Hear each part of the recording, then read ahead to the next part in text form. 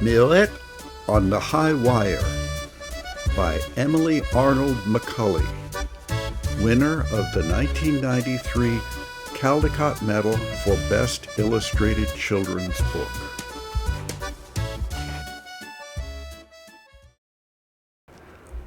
"100 years ago in Paris, when theaters and music halls drew traveling players from all over the world, the best place to stay was at the Widow Gâteau's, a boarding house on English Street.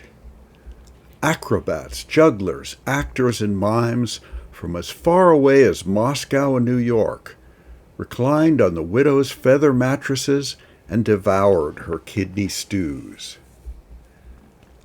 Madame Gâteau worked hard to make her guests comfortable, and so did her daughter, Mirette. The girl was an expert at washing linens, chopping leeks, paring potatoes, and mopping floors. She was a good listener, too. Nothing pleased her more than to overhear the vagabond players tell of their adventures in this town and that along the road. One evening, a tall, sad-faced stranger arrived. He told Madame Gâteau he was Bellini, a retired high-wire walker. "I am here for rest," he said. "I have just the room for you, Monsieur Bellini, in the back, where it's quiet," she said. "But it's on the ground floor with no view." "Perfect," said the stranger. "I will take my meals alone." The next afternoon, when Mirette came for the sheets, there was the stranger, crossing the courtyard on air. Mirette was enchanted. Of all the things a person could do, this must be the most magical. Her feet tingled as if they wanted to jump up on the wire beside Bellini. Mirette worked up the courage to speak. "Excuse me, Monsieur Bellini. I want to learn to do that," she cried. Bellini sighed. "That would not be a good idea," he said. "Once you start, your feet are never happy again on the ground." "Oh, please teach me," Mirette begged. "My feet are already unhappy on the ground." But he shook his head. Mirette watched him every day. He would slide his feet onto the wire, cast his eyes ahead, and cross without ever looking down, as if in a trance. Finally, she couldn't resist any longer. When Bellini was gone, she jumped up on the wire to try it herself. Her arms flailed like windmills. In a moment, she was back on the ground. Bellini made it look so easy. Surely she could do it too if she kept trying. In 10 tries, she balanced on one foot for a few seconds. In a day, she managed 3 steps without wavering. Finally, after a week of many, many falls, she walked the length of the wire.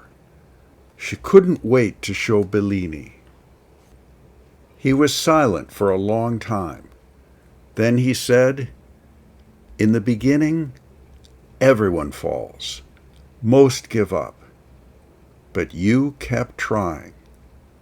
Perhaps you have talent as well." "Oh, thank you," said Mirette. She got up 2 hours earlier every day to finish her chores before the sun shone in the courtyard. The rest of the day was for lessons and practice. Bellini was a strict master. "Never let your eyes stray," he told her day after day. "Think only of the wire and of crossing to the end." When she could cross dozens of times without falling, he taught her the wire walker's salute. Then she learned to run, to lie down, and to turn a somersault. I will never, ever fall again, Mirette shouted. Do not boast, Bellini said, so sharply that Mirette lost her balance and had to jump down. One night, an agent from Astley's Hippodrome in London rented a room. He noticed Bellini on his way to dinner. "What a shock to see him here!" he exclaimed. "See who?" asked the mime. "Why, the great Bellini! Didn't you know he was in the room at the back?" "Bellini? The one who crossed Niagara Falls on a 1,000-foot wire in 10 minutes?" asked the mime. "And on the way back, stopped in the middle to cook an omelette on a stove full of live coals. Then he opened a bottle of champagne and toasted the crowd," the agent recalled. "My uncle used to talk about that," said a juggler. "Bellini crossed the Alps with baskets tied to his feet, fired a cannon over the bullring in Barcelona, walked a flaming wire wearing a blindfold in Naples. The man had the nerves of an iceberg," the agent said. Mirette raced to Bellini's room. "Is it true?" she cried. "You did all those things? Why didn't you tell me? I want to do them too. I want to go with you." "I can't take you," said Bellini. "But why not?" asked Mirette. Bellini hesitated a long time. "Because I am afraid," he said at last. Mirette was astonished. "Afraid?" she said. "But why?" "Once you have fear on the wire, it never leaves," Bellini said. "But you must make it leave," Mirette insisted. "I cannot," said Bellini. Mirette turned and ran to the kitchen as tears sprang to her eyes. She had felt such joy on the wire. Now Bellini's fear was like a cloud, casting its black shadow on all she had learned from him. Bellini paced his room for hours. It was terrible to disappoint Mirette. By dawn, he knew that if he didn't face his fear at last, he could not face Mirette. He knew what he must do. The question was, could he succeed? That night, when the agent returned, Bellini was waiting for him. The agent listened to Bellini's plan with mounting excitement. "I'll take care of it," he promised. To himself he added, "A big crowd will make me a tidy profit. What luck! I just happened to be in Paris now." Bellini went out to find a length of hemp with a steel core. He borrowed a winch and worked until daylight, securing the wire. The next evening, Mirette heard the commotion in the street. "Go and see what it is," her mother said. "Maybe it will cheer you up." In the square was a hubbub. The crowd was so thick she couldn't see, at first, that the agent was aiming a spotlight at the sky. "Return of the great Bellini," he was yelling. Could it be? Mirette's heart hammered in her chest. Bellini stepped out onto the wire and saluted the crowd.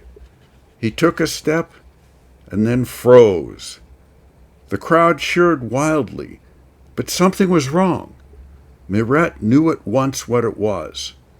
For a moment, she was as frozen as Bellini was.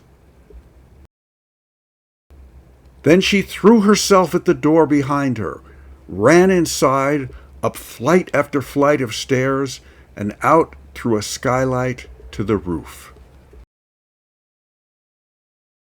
She stretched her hands to Bellini. He smiled and began to walk toward her.